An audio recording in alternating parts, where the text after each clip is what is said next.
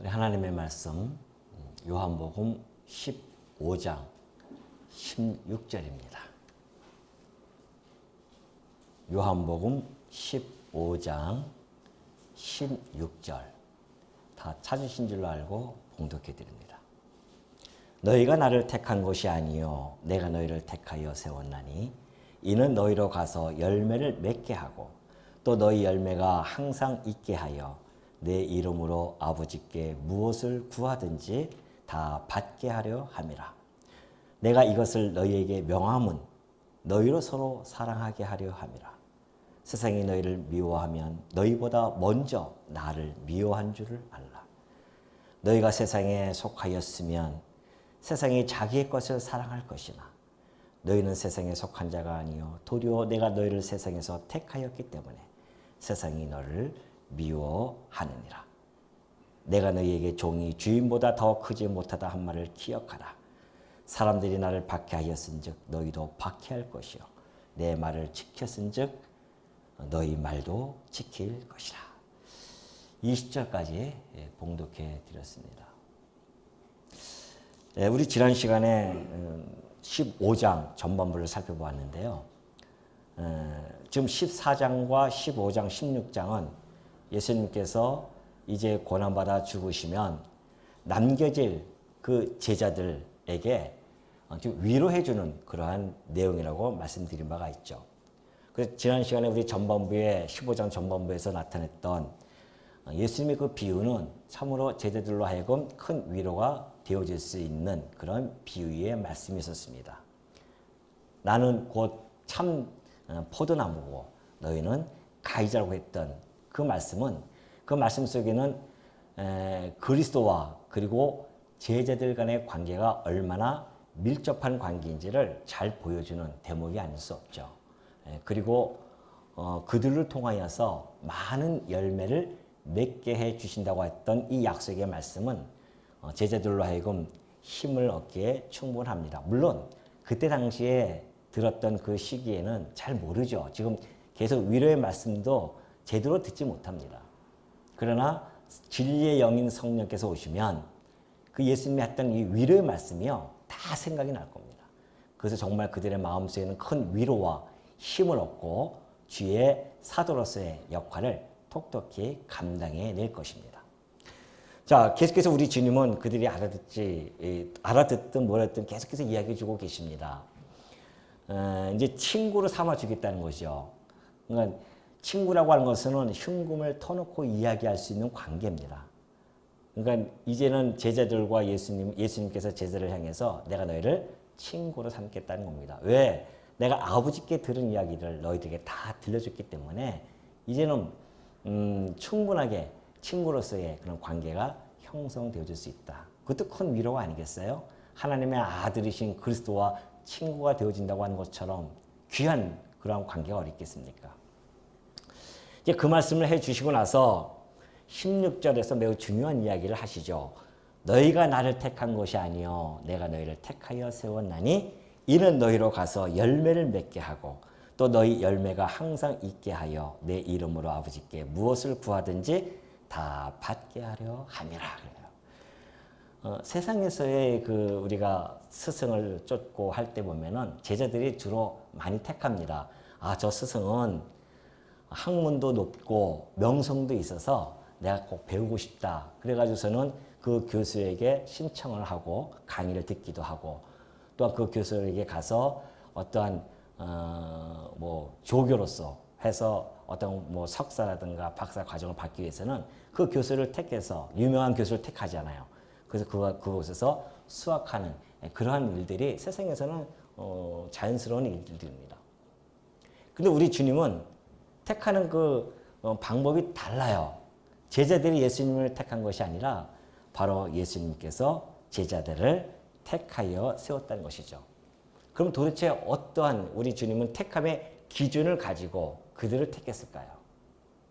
우리는 그걸 구약 성경을 통해서 충분히 감지할 수가 있을 것입니다. 자, 신명기 7장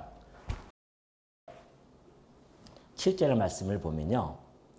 여호와께서 너희를 기뻐하시고 너희를 택하심은 너희가 다른 민족보다 수요가 많기 때문이 아니니라. 너희는 오히려 모든 민족 중에 가장 적으니라. 그래요.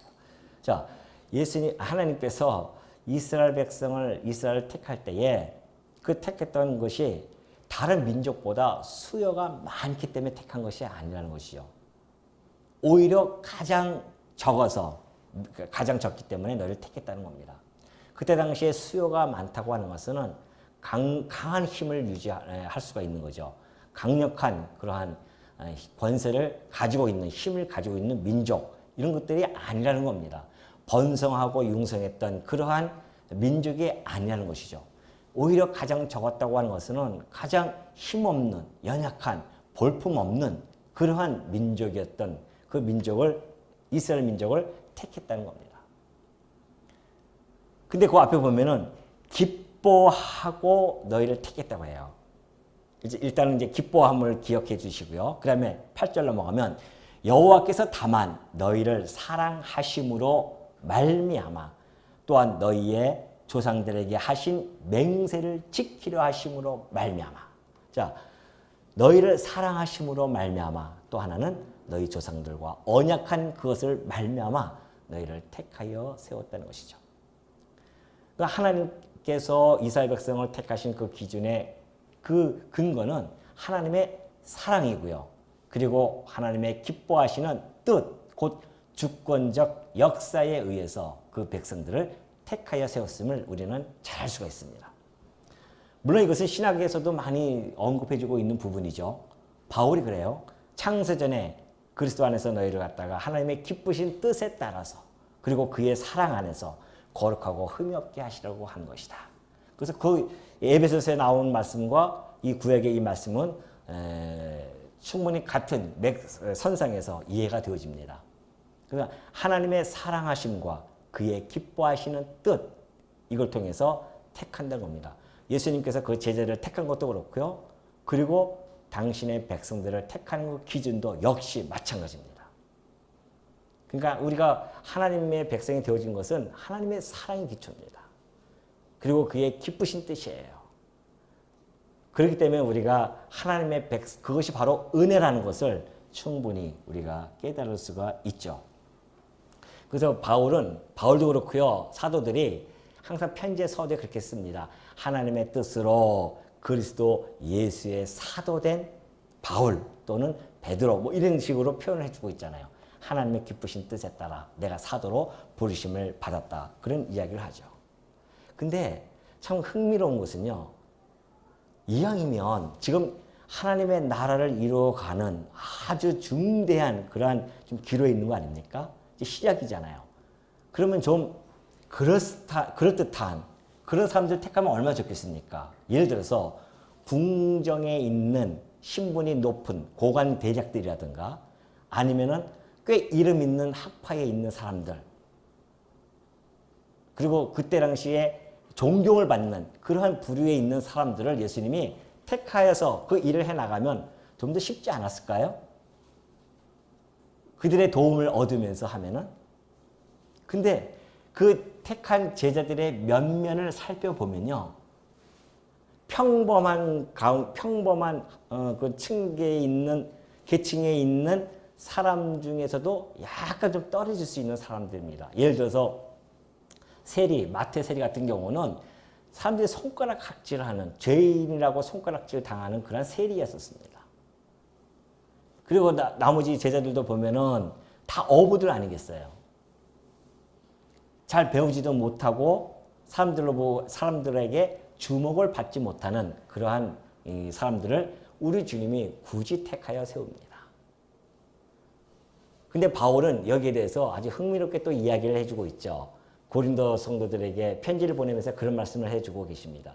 하나님께서 너희를 택하신 것은 세상에 미련한 것들 그리고 어리석은 것들, 약한 것들, 천한 것들, 멸시받는 것들, 없는 것들을 하나님이 택하여 세웠다는 겁니다. 그리고 왜 그럼 그렇게 세우셨는가? 좀 뛰어나고 좀 인물이 좀 뛰어난 그런 사람들을 택하지 않고 왜 그때 당시에 그렇게 하층민들을 택하여 세웠는가? 그 이유는 어떠한 육체라도 하나님 앞에서 자기를 자랑하지 못하게 하려는 것이다. 그렇게 이야기합니다.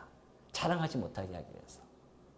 물론 우리가 주변에 있는 내 환경의 조건만 가지고도 자랑할 수도 없죠. 하나님 앞에서는. 왜? 근본적으로 우리는 태생이 죄인으로 태어나기 때문에 어떻게 자랑할 수 있겠습니까? 죄인을 택한 그 하나만 가지고도 감사가 차고 넘치죠. 근데 우리 인간들은 보이는 것을 중요시 여기기 때문에 그 보이는 것에 대해서 많이 이 마음이 왔다 갔다 한단 말이죠. 그러니 만약에 거기서 똑똑한 사람들을 택하고 했다고 한다면 내가 똑똑했기 때문에 내가 택함을 받아서 이런 일을 해나가는구나 라고 착각할 수가 있습니다. 그래서 여러분 사도행전 보면은 제자들이요. 자기네들 자랑할 것이 하나도 없어요.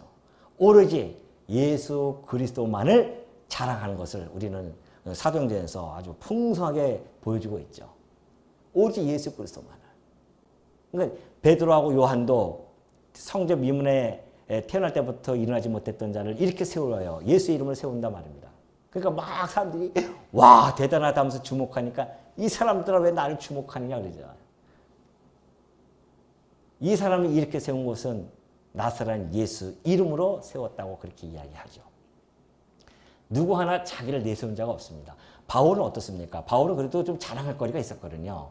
그래서 그 편지 쓸 때에 나도 한번 좀 자랑, 너희들이 날 무시하니까 바울을 얼마나 무시했는지 모릅니다. 그러니까 내가 한번 자랑 좀 해보겠다 하면서 나는 바리새인 중에 바리새인이었고 베냐민 지파에 썼고 그리고 가말리엘 항파에서 학문을 내가 공부한 사람이다. 그렇게 이야기하지 않습니까? 그러니까 바울은 앞날이 창창한 전도 유망한 그러한 젊은이였었습니다.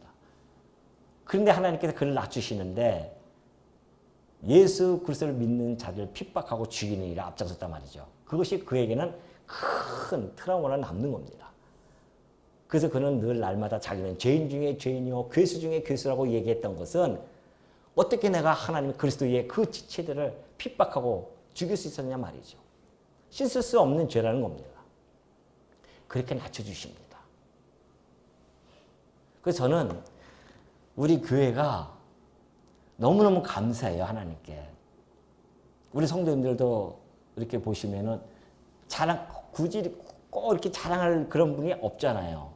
뭐 노벨상을 타신 분이 여기 앉아 있다거나 아니면은 경북대학교 총장님이 여기 앉아 계시다거나 대구시장이 여기 앉아 있다거나 그런다고 한다면 아마 우리 교회는 대구 장로 교회로 불리우기보다는 여러분이 아마 그럴 거예요. 어느 교회 다니세요?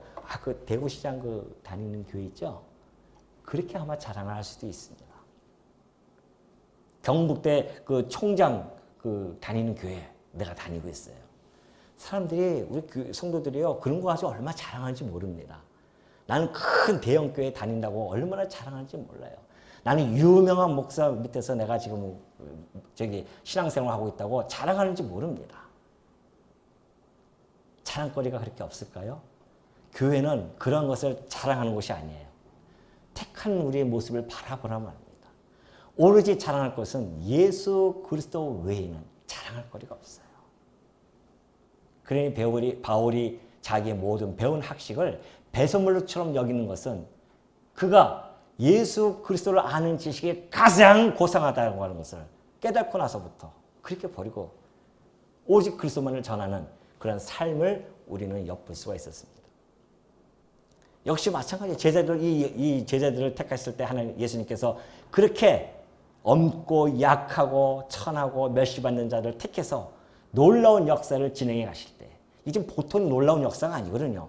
교회가 세워지고 하나님의 나라가 시작되어지는데 그 일에 처음으로 쓰임을 받는 자들인데 하나님께서는 그들로 하여금 자랑하지 못하도록 그러한 자들을 택해서 놀라운 역사를 진행해서 지금 2000년이 흐른 이 시간까지 놀라운 역사는 진행되어져 가고 있는 중입니다.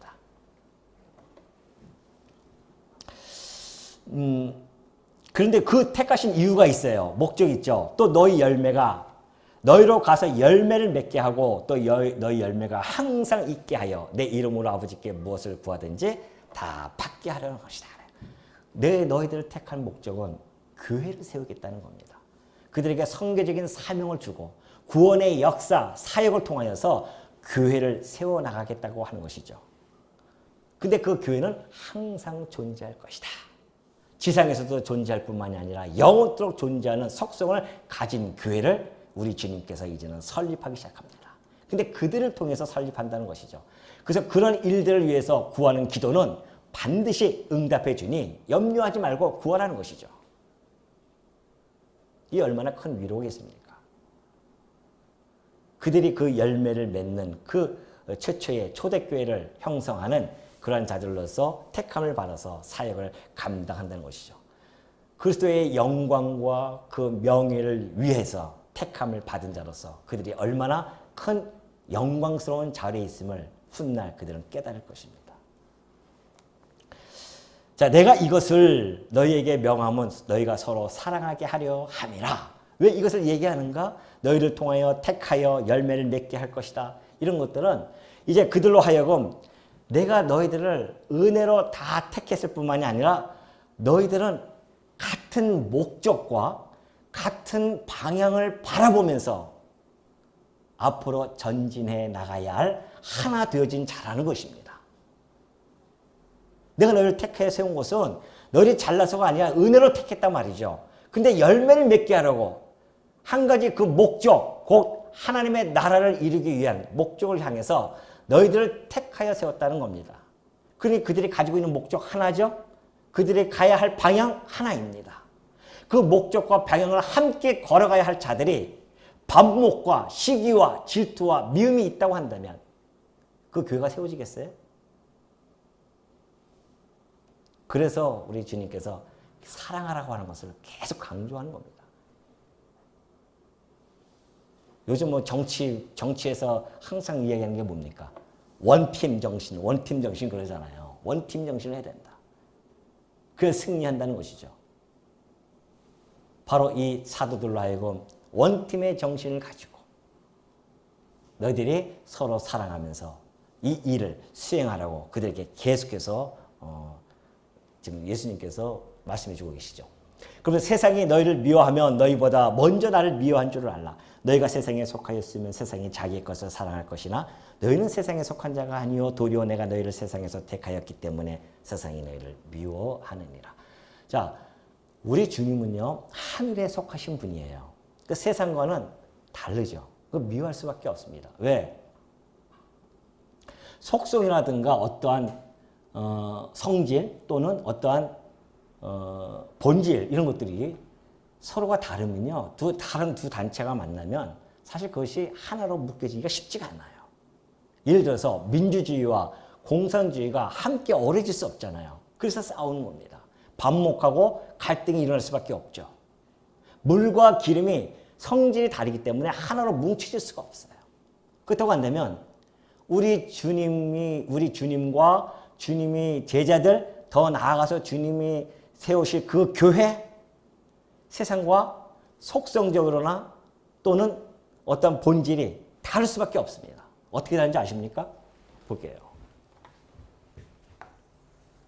자, 이게 세상이에요. 세상에서 불러냅니다. 교회는 에클레시아라고 하죠. 에크라고 하는 것이 몸으로부터 불러내다는 뜻입니다. 에클레시아. 그래서 세상으로부터 불러내요. 그래서 모인 회중이 바로 교회입니다. 그리고 이 교회의 머리는 우리 주님이시고요. 그러죠? 자, 세상에서 부름을 받은 모임이 교회예요. 그래서 이 세상에 이제는 속한 자가 아닙니다. 여러분과 저는요.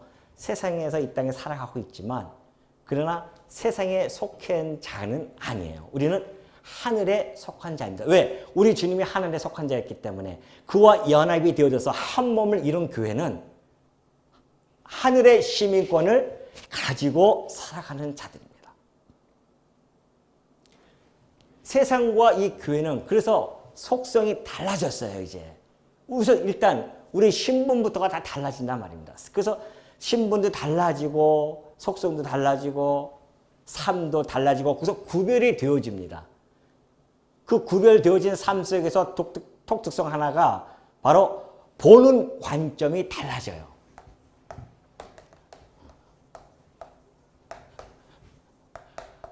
볼 관자잖아요. 관점이 있어요. 우리가 살아가면서 다 관점을 가지고 살아가거든요. 어떠한 관점? 인생에 대한 관점. 예를 들어서 인생이라든가 또는 어떤 역사라든가 어떤 세계라든가 그리고 어떤 가치 이런 것들을 가지고 우리는 살아갑니다.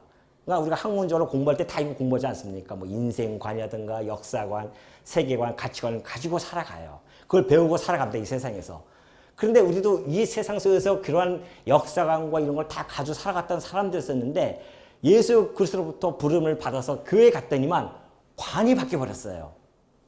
인생관이 벌써 다릅니다. 여기서는 자기네들이 의롭다고 생각하고 또는 자기네들의 환경, 교육, 어떤 노력에 의해서 의롭게 되어진다고 생각하는 곳이 바로 여기입니다. 인생관, 그런 인생관을 가지고 살아가요. 근데 교회는 안 그렇습니다. 인생이라고 하는 것은 죄 중에 잉태되어지고 출생되어져서 죄 가운데 살아가다가 심판 가운데 간다고 하는 것을 이야기하고 있는 곳입니다. 전혀 달라요. 그러니 얼마나 미워하겠습니까? 다 생각이 다르단 말입니다. 역사도 마찬가지입니다. 여기서는 역사는요, 어떤 윤회적인 역사를 이야기합니다. 계속해서 지속적으로 이어지는 역사관을 가지고 있어요. 윤회적으로. 그러나 우리는 반드시 직선적으로 가다가 마지막 종말이 되어지면 끝난다는 종말론적인 역사관을 가지고 있습니다. 다릅니다. 세계관도 마찬가지예요.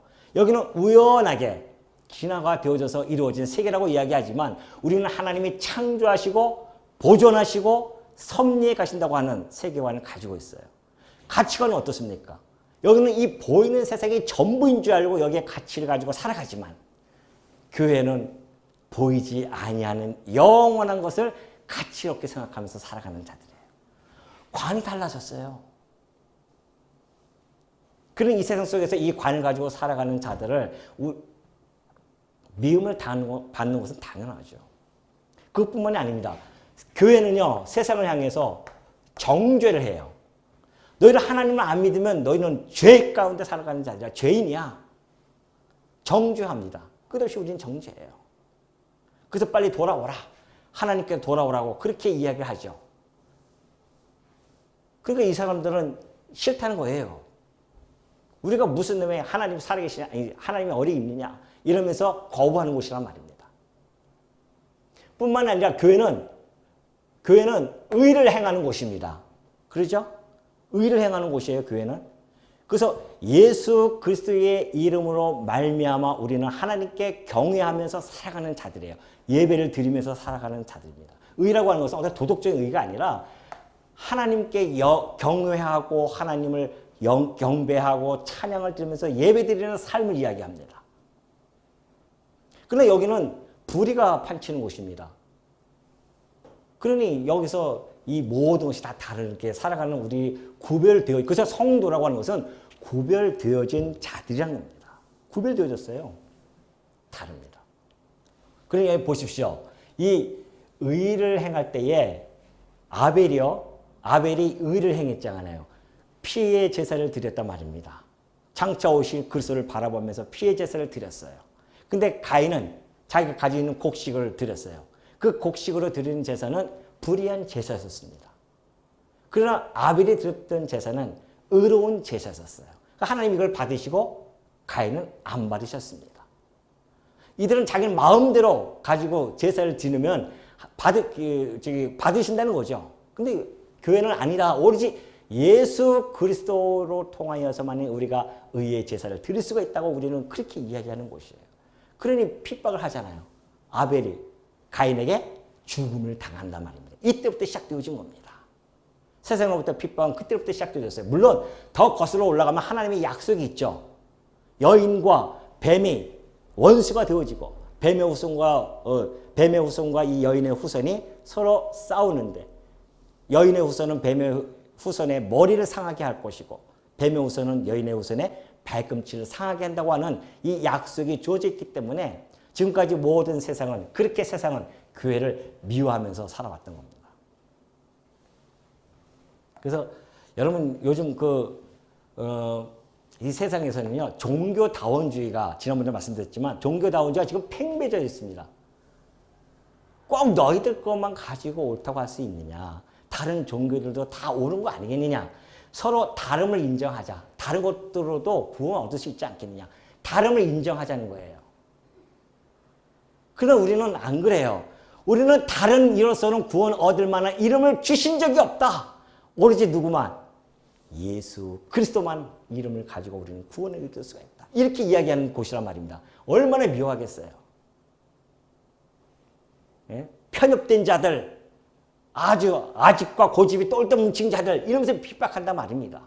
그러니까 그게 듣기 싫어가지고서는 요즘 뭐 교회에서 한참 우리가 에큐메니컬 운동 해가지고서는 교회 일치 운동이 막 일어났잖아요. 장로교, 감리교, 뭐 침례교, 회중교회 뭐 할 거 없다 다 모이자. 그러니까는 거기다가 이제 처음에는 반발이 있으니까 옵서버 자격을 해가지고서는 천주교가 싹 들어왔다가 그러다가 이제는 하나로 점점 묻혀지기 시작해요. 천주교는 여기서는 세상에서 미움을 안 받잖아요. 왜 그럴까요? 제사 지내도 괜찮아요. 괜찮아요. 꼭 우리만 구원받는 거 아니에요. 그걸 이야기한단 말입니다. 그러니까 불교에서 4월 초파일 날 부처가 태어난 날 가서 축하해주고 불교는 와가지고서는 천주교에 미사 드릴 때에 예수님 탄생날 와서 또 같이 참석해서 축하해주고 세상이 뭐라고 이야기합니까? 와 크도다.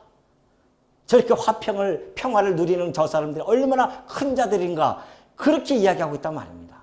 그러니까 미움을 안 받죠. 근데 기독교는 아니다. 그러니 의로움으로 교회만이 오로지 의를 행하는 곳인데 불의를 행하는 곳이 왜 미워하지 않겠냐 말이죠.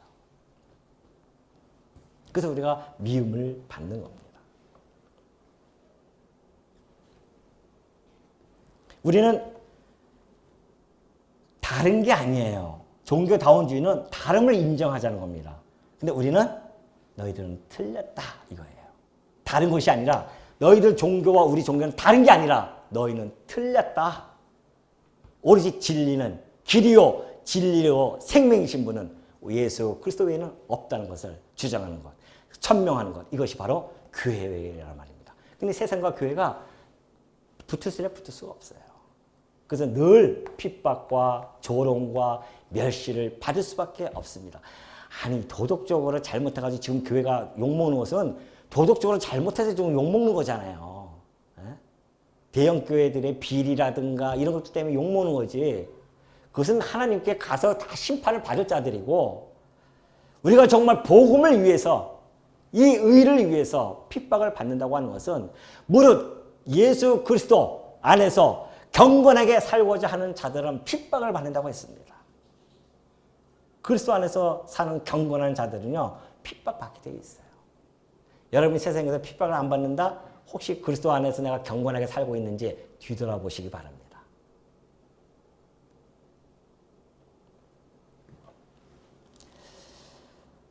내가 너희에게 종이 주인보다 더 크지 못하다 한 말을 기억하라. 사람들이 나를 박해하였은즉 너희도 박해할 것이요 내 말을 지켰은즉 너희 말도 지키리라. 그래.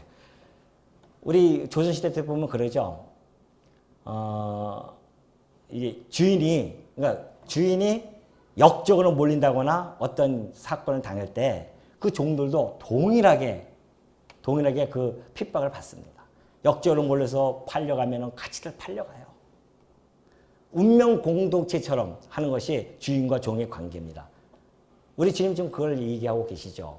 어떻게 종이 주인보다 더 크겠느냐. 그러면 주인이 만약에 핍박을 당한다고 한다면 종도 여전히 그 핍박 안에 들어가 있을 것을 잘 말해주고 있죠. 그러나 사람들이 내 이름으로 말미암아 이 모든 일을 너희에게 하리니 이는 나를 보내신 이를 알지 못함이라. 예수님의 이름으로 말미암아 이 모든 일을 너희에게 해준다고 하는 겁니다. 예수님의 이름을 핍박하는 자들은요 사실은 하나님을 모릅니다. 하나님의 뜻과 하나님도 모르는 자죠. 그 이름을 그러니까 하나님의 뜻도 모르고 열심만 내면 그것은 곧 육체적인 열심입니다. 그렇기 때문에 올바른 지식을 따르지 아니하는 그 열심은 반드시 하나님의 뜻을 회방하는 그런 회방하는데 앞장서는 자로 나타나는 겁니다. 우리가 열심히 막 기도하고 열심히 막 하는 사람들 성경 말씀은 잘 보지도 않고 오로지 감정에 치우쳐서 신앙생활 하시는 분을 보면은 열심을 내는데 육체적인 열심을 낸단 말입니다.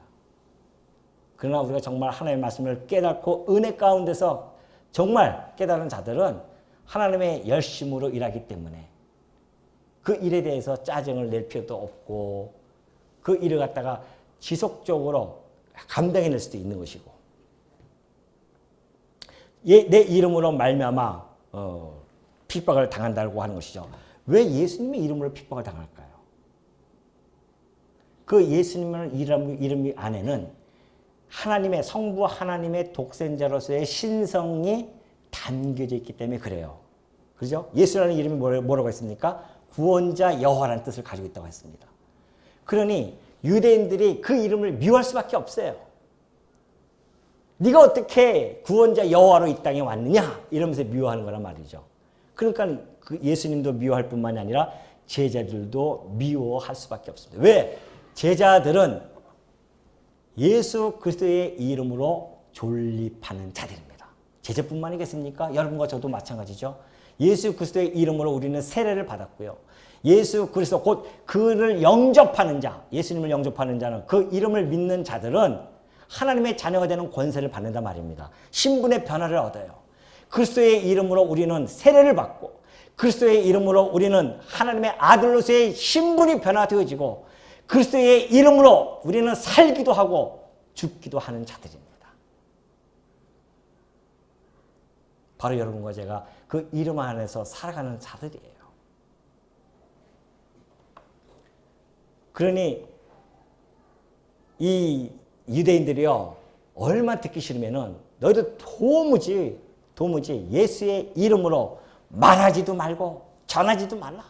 아주 신신당부. 나중에는 신신당부를 해요. 아주 뭐예요 그? 갑자기 생각 안 나네. 경고하기도 하고 핍박을 하면서 때로는 신신당부식으로 하기도 하고 다시 얘기하지 마라. 예수 이름으로 제발. 예수 이름으로 어떻게 얘기 안 합니까? 예수 이름으로 뭐든지 다 이루어지는데 제자들이 가는 곳곳마다 표적과 기적이 일어나는 것들은 다 예수 이름으로 이루어지고 있는 것인데 그것들이 기도하는 모든 기도가 예수 그리스도의 이름으로 이루어지는데 어떻게 그 이름을 떠나서 살 수 있겠어요? 근데 유대인들은 그 이름이 너무나 싫은 거예요. 그래서 우리가 그리스도의 이름으로 능력을 받으면 복이 있는 자라고 그렇게 베드로가 그렇게 이야기하죠. 그래서 이 사도들이요 나중에 그 이름으로 막 능력을 받을 때에 뭐라고 하는지 아십니까? 그 이름을 위하여 능력 받는 일에 우리가 합당한 자였구나. 제자됨을 너무나 기뻐하는 모습을 보여줍니다. 이런 이 말씀들이 다 기억나니까 그래요. 아 그렇구나. 그리스도의 이름으로 우리가 핍박을 받는 것이 예수님께서 하셨던 그 말씀이 이루어지는구나 지금. 그러니 우리가 그의 제자됨을 합당한 제자로서 내가 살아가는 것이 틀림이 없구나. 얼마나 기뻐하겠습니까? 여러분들이 예수 그리스도의 이름으로 말미암아 핍박을 받는다고 한다면 기뻐하시면 됩니다. 즐거워하시면 됩니다. 내가 그의 지체로서 그의 사명을 감당하는 자로서 부름을 받았구나. 얼마나 기쁜 일이겠어요. 그러면서 내가 와서 그들에게 말하지 아니하였더라면 죄가 없었으려니와 지금은 그 죄를 핑계할 수 없느니라. 아니 바울이 그러죠. 로마서에 보면은 하나님께서 이 세상을 창조하시고 모든 만물에 하나님의 보이지 아니하는 능력과 신성이 그 안에 가득 보여졌어요. 그러니까 나중에 핑계거리가 없습니다. 나는 예수님 복을 못 들었는데요. 핑계거리가 없어요. 아니 이 사람아 이 우주 만물을 보고도 하나님이 살아있음을 네가 믿지 못하느냐 말이죠. 핑계거리가 없습니다. 아니 저 아침에 떠오르는 태양이 그냥 자연 법칙에 의해서 이루어졌겠냐 말이죠. 그 큰 덩어리가 빛을 발하면서 떠오르고 있는데 아니라는 겁니다. 그 안에 그것이 하나님의 능력과 신성이 그 태양을 통해서 우리는 바라볼 수가 있는 겁니다. 핑계치 못해요. 그런데 한차 그 창조주이신 예수님께서 이 땅에 오셔서 당신이 그 복음의 말씀을 전하는데 듣지 않았다? 무슨 핑계거리가 있겠습니까? 그 죄를 어떻게 피해 나갈 수 있겠어요? 그래서 저는 전도할 때 그런 말씀을 제가 자주 합니다. 말씀을 전도해요. 전도하고 나서 이제는 당신은 참 둘 중에 하나입니다. 행복하든지 불행 중에 하나입니다. 왜?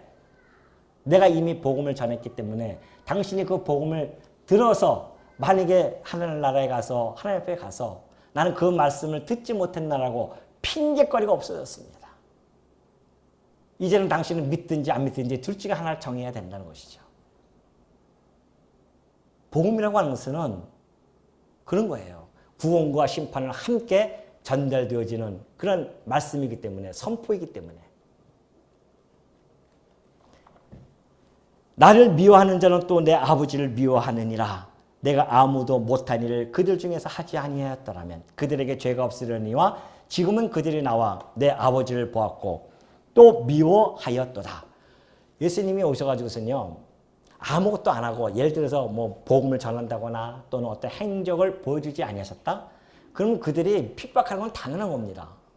와서 뭐 철학을 이야기하고 자기 주장을 하고 그랬다고 한다면 핍박을 받는 건 당연하죠. 예수님 좀 그 말씀을 하시는 겁니다.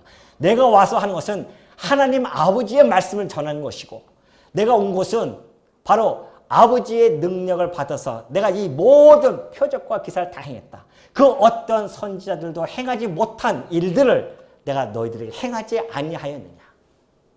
그래요, 정말. 우리 주님이 행하신 그 일들 보십시오. 창조주로서의 그 능력과 신성을 다 보여줬습니다. 그가 행했던 그 기적과 표적과 행하신 말씀들은 이 땅, 이 세상에서 사랑받기에 충분함에도 불구하고 그들을 받아들이지 못합니다. 그러니 그들이 예수님께서 오셔서 아버지의 말씀을 전하셨고 아버지의 능력을 다 보여주셨어요. 그러니 그들이 예수님을 보면서 아버지를 보았어요. 근데도 그들은 알아보지 못했단 말입니다. 그리고 또 알아보지 못했으면 다행인데 미워하기까지 한 겁니다. 예수님이 지금 유대인들을 향해서 바리새인들을 향해서 이야기하는 거예요. 내가 전한 말씀, 내가 보여준 그 행적들이 바로 아버지를 통해서 나타난 모든 것들인데 내가 아버지의 광채로서 내가 아버지의 형상으로서 너희들에게 다 보여줬는데 너희들이 보았음에도 미워하는도다. 도대체 왜 그랬을까요? 왜 그렇게 미워할까요? 그 이유가 있습니다. 25절에 그러나 이는 그들의 율법에 기록된 바 그들이 이유 없이 나를 미워하였다 한 말을 응하게 하려 함이라. 우리 주님이 지금 하시는 말씀은요. 이 율법은 그때 당시에 구약을 전체 통틀어서 다 율법이라고 칭했던 시대였기 때문에 지금 이 말씀은 까닭 없이 미워했다는 말씀은 두 가지 시편에서 주로 한 몇 군데 나타납니다. 그 중에 하나 시편 35편 19절 한번 볼까요? 거기 보면은 부당하게 나의 원수된 자가 나로 말미암아 기뻐하지 못하게 하시며 까닭 없이 나를 미워하는 자들이 서로 눈짓하지 못하게 하소서래요. 이건 다윗의 시입니다. 다윗은 오실 메시아에 대한 예표적인 인물이죠. 그러니까 다윗이 지금 짓는 이 시는 장차 오실 메시아에 대한 시입니다. 예언적인 시예요. 그리고 다윗의 삶은 곧 메시아적인 삶을 투영하고 있습니다. 자, 다윗은 까닭 없이 미움을 받았어요. 예를 들면 사울 보십시오. 사울이 가장 두려워했던 적이었던 그 골리앗을 무너뜨렸습니다. 쓰러뜨렸어요. 그리고 사울이 그 악신에 막 그냥 힘들어할 때에 수금을 타면서 그 악귀를 쫓아냈던 다윗이었습니다. 그럼에도 불구하고 사울은 끝없이 다윗을 미워했었어요. 까닭 없이. 사울뿐만입니까? 그가 가장 사랑하는 그 아들 압살롬이 아버지에 대해서 반역을 합니다. 까닭 없이 미워해요. 그걸 다윗은 싫어서 이야기했고 우리 주님은 그걸 인용하면서 그것이 응하여졌다고 지금 선포하고 있는 말씀입니다. 그러니까 이 예수님께서 이 땅에 와서 이 배척을 받고 미움을 받고 하는 것은 이미 창세전에 하나님의 영원한 작정 안에 들어있음이 틀림이 없습니다. 왜? 그분이 그 까닭 없이 미움을 받고 죽음을 당해야 구원의 역사가 시작되기 때문에 그렇다는 것이죠. 26절 내가 아버지께로부터 너희에게 보낼 보혜사 곧 아버지께로부터 나오시는 진리의 성령이 오실 때에 그가 나를 증언하실 것이요 너희도 처음부터 나와 함께 있었으므로 증언하느니라. 그러죠? 이제 이 정도 얘기해 놓고 나니까 제자들의 마음이 얼마나 더 두려웠겠습니까? 예수 이름으로 핍박을 당하고 이러다가 우린 다 진멸당하고 뿐만이 아니라 이 예수님이 우리에게 맡겨주시는 이 복음이 다 진멸당하면 어떡할까? 이런 염려가 왜 들지 않겠습니까? 그들에게 위로해 주는 말씀입니다. 염려하지 마라. 아버지께로부터 너희에게 보낼 보혜사 곧 아버지께로부터 나오시는 진리의 성령이 오실 때에 그가 나를 증언하실 것이다. 너희들이 염려하지 말라. 너희들이 증언하는 것이 아니라는 것이죠. 사실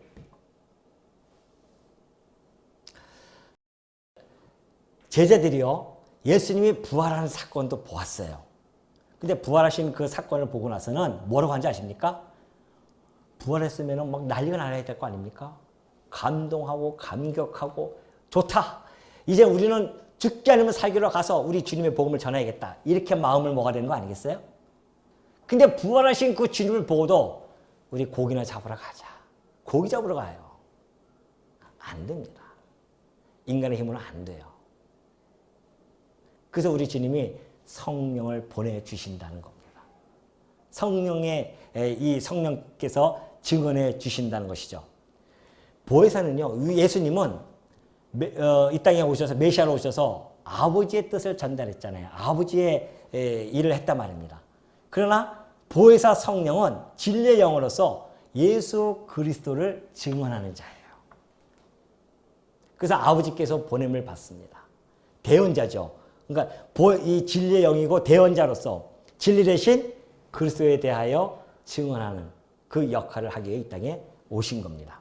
그래서 아버지로부터 보내심을 받았다고 하죠. 그래서 우리가 325년경에 니케아, 소아시아 지역에 니케아 지역이 있는데 거기서 신조가 탄생됩니다. 성령에 대해서 이단들이 막 얘기하니까 아니다.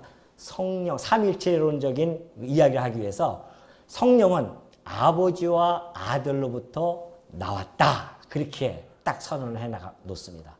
왜냐하면은 성령이 아들의 영이라고 그렇게 말씀하기 때문에 그렇다. 그렇게 이야기하고 있거든요. 그래서 성령은 하나님은 빛이시잖아요. 빛의 광선으로 이 땅에 오신 겁니다. 하박국 3장 4절 한번 볼까요? 하박국 3장 4절에 보면 그의 광명이 햇빛 같고 광선이 그의 손에서 나오니 그의 권능이 그 속에 감추어졌도다. 그래요. 그의 광명, 곧 하나님이 빛이시기 때문에 그 빛이 햇빛 같아요. 비유를 들면 햇빛 같아가지고 햇빛 보십시오. 햇빛에서 광선이 비치고 있지 않습니까? 광선이 비쳐서 지구 땅에 비치니까 지구가 생명력이 돋는단 말입니다. 그 광선에 의해서. 이 광선이 활동체란 말이죠. 활동할 수 있는 힘을 에너지원이란 말이죠. 그걸 비유로 한 겁니다.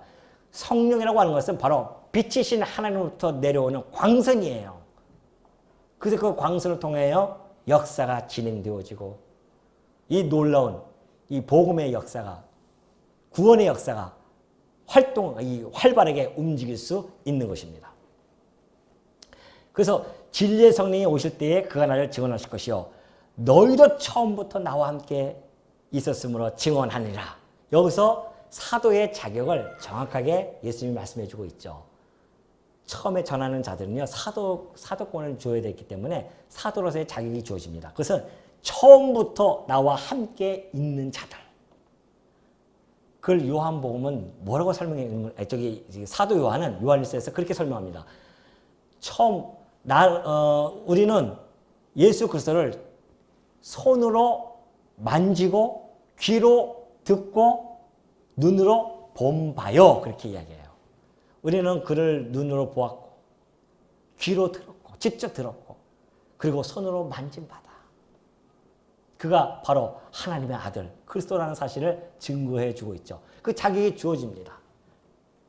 그러나 그 자격이 주어졌다고 해서 한다고 그 증언의 일을 할 수 있는 것은 아니죠. 예를 들어서 자동차 아주 멋있는 자동차를 다 만들었어요.